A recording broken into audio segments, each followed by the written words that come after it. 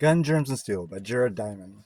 Looking at the last 13,000 years of human history globally to support the premise that history followed different courses for different peoples due to differences in the people's environments, not biological differences in the people themselves. So suck it, racism. To support this argument, he first looks at the natural experiment of the population of the Polynesian islands, where people with basically the same genetic, cultural, and technological background populated all these different islands and created everything from subsistence level bands to multi-island proto-empires in Tonga and Hawaii.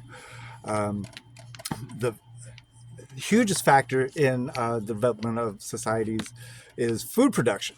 That because the stratification of societies and development of technology all depends on having the spare time of really to have your food production taken care of, to where people can be non-food producers also, and develop technology. But this also creates chiefs and eventually governments. So the advantages that Eurasia got in the head start of everything mainly was the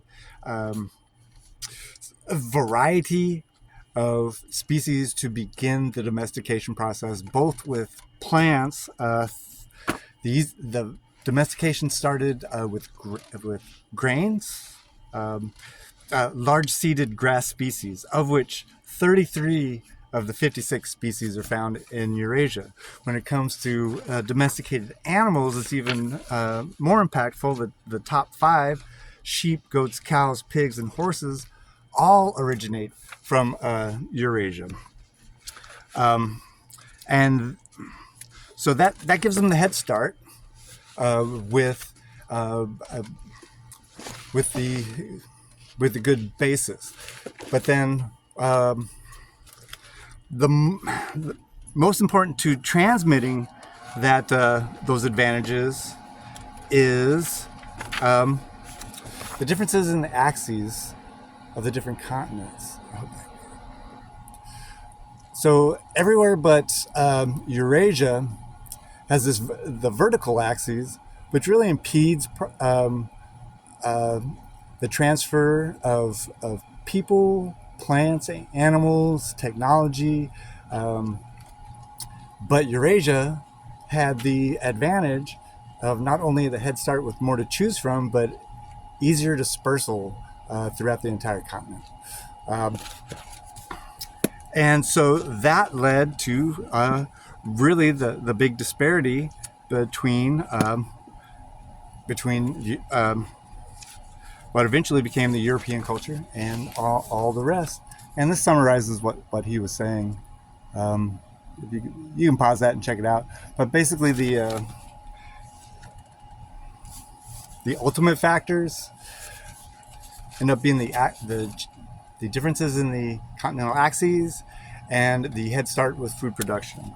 And with the proximate factors, when the cultures did clash, that's when finally the guns technology, the germs from immunity that the Europeans had as immunity from the domesticated animals and millennial of exposure, and the steel that they developed through exploiting their resources in their more advantageous environments. He does a lot better job than I do, but explaining this. But I totally recommend this. Gun, Germs, and Steel is still completely relevant.